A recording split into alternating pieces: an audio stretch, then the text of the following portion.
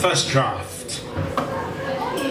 Dreams are a Macca's multiverse, where counterfactual thrives perverse. Nightmares, pit ponies, stallions sweat. The brain on night shift dry and wet. The future's past flows in reverse. The living and the dead converse. A dope-fed pain and pleasure dome where treasures measureless still roam.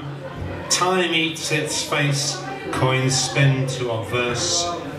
An all-night open mic of croons diverse. This fermentarium where the lidded mind stacks jars which fizz with fruit of every kind, and stewing brews up this and future verse.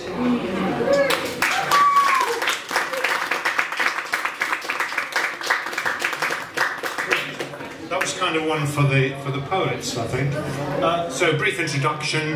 On your way to the toilet, you'll see my little stand of poetry pamphlets. Steal This Book was the name of a book by Abby Hoffman.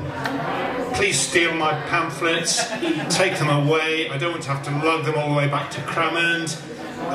You know, if you can, if you like them, pay what you can afford. If you don't like them, don't pay me anything. Give me cash now, or you'll find a little slip inside with my email address. You could PayPal me something, if you like, or just take it away. Right.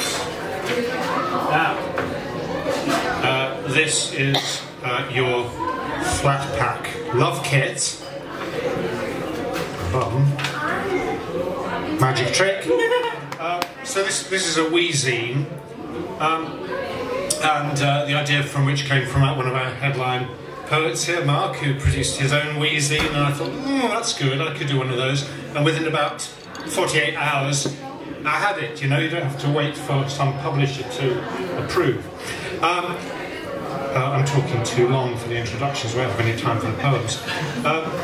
Okay, this is about the love affair of my Spanish teachers who met in the IKEA store in Alcorcon, south of Madrid in 2005. Your Swedish flat pack love kit.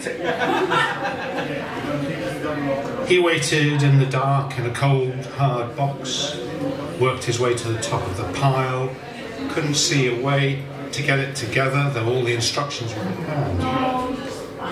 She'd been looking for something suitable, meandered the set path by the meatballs, through a crush of Swedish consonants, until she found consonants taking him home in the boot.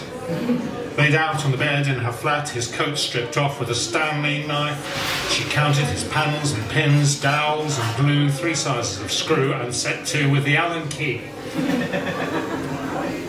She held him now, fully assembled, sat down, resting her arms on his, content in herself and supported, and he at last hers completely, and only the best of himself.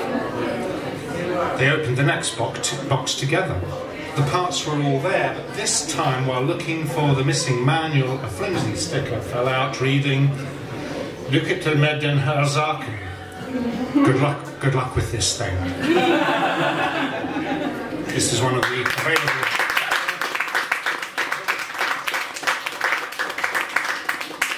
So, Leith poem now. Leith had a referendum in 1920 about whether to join in with Edinburgh, and overwhelmingly voted against, and were then overruled by the Edinburgh authorities. It just decided, you know, it's kind of Edinburgh imperialism. But Leith had a much better tram system, an electric tram system. Edinburgh didn't, so the tram systems didn't care. Last orders in the Boundary Bar, 1920. Forgive my unusual Scots accent. I was here and a half in the Boundary Bar, fine a half and a half to be fair, when the landlord cried, "Time!" So we all crossed the line, to the side in the borough of Leith. The Leith folk held a plebiscite and voted against the order, but Edinburgh here's a muckle poor and say we'll lose the border. The liquor licence laws are leith and their liberal ken nor a rain. And after this dram I'll hang on for my tram in the rain and the puddle and we cry the pilrig muddle. Ken the Embra trams dinna gate a leith. The leithanes are all electric. And though it may take 100 years, we'll hear trams who gives the talk to sail the hill length of the walk. And we do.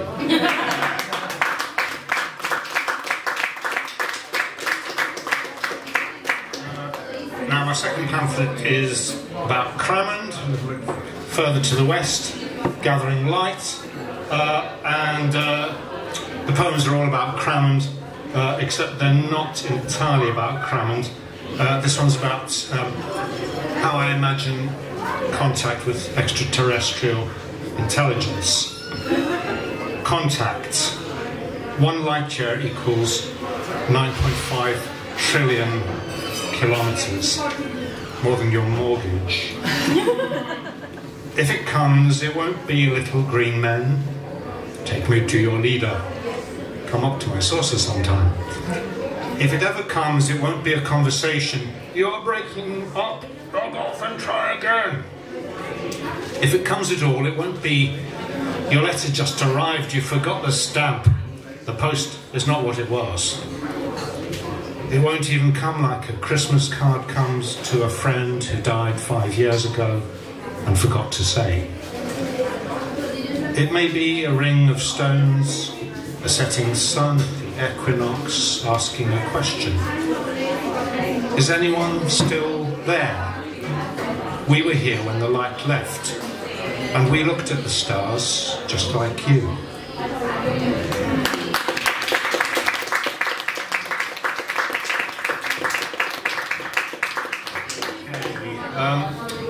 Now this poem's called Awkward, and after one of Katie's poems, I feel even more awkward reading this poem than I did when I wrote it. So this is about that thing that nobody likes to think about except perhaps Katie, which is your mum and dad doing it. You know, we think they probably did, but we don't like to think about it. Yeah. Awkward. One day it dawns they must have done it, mum and dad, at least the once. December 1952 to be precise. I never saw him step up on a chair to change a bulb, or on all fours to change a fuse. He tussled with our toddler's toys. What did she see in him, that gorgeous, doe-eyed girl we flickered on the wall in Kodachrome, throwing her head back at the country club? She caught a millionaire before. My granny cheered. You've pulled a salmon from the sea. Mum took the hook out, left him flapping on the deck, and found our flatfish floundering in the mud. Dad shaved each day but never got it right. Would hold us in a tight embrace and sand us down with stubble, cream and blood above another collar ruined for work. I know, I've dodged the awkward scene, so here it goes. I see them in a darkened room. His hands are waving all about. Perhaps he tells a joke against himself. She laughs and puts him gently where he ought to be. And somehow, something angular, awkward happens, and the rest is...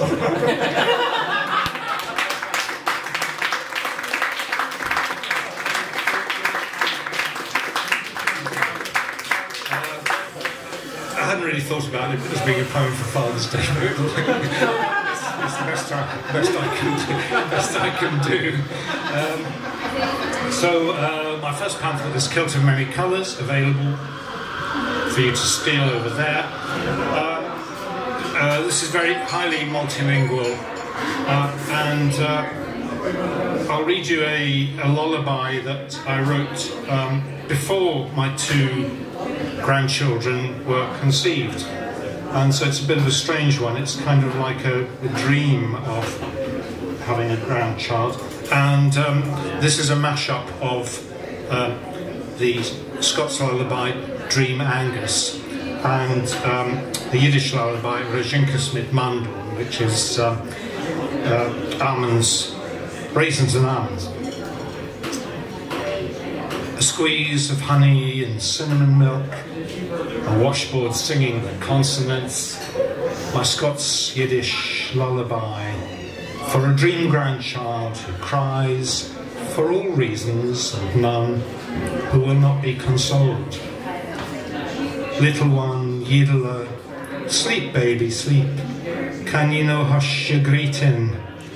Raisins and almonds, Razinkas mit Mandeln, all the wee lambs are sleeping. Dreams to sell, fine dreams to sell, for you will soon be a merchant. Sleep, our Yiddler, sleep.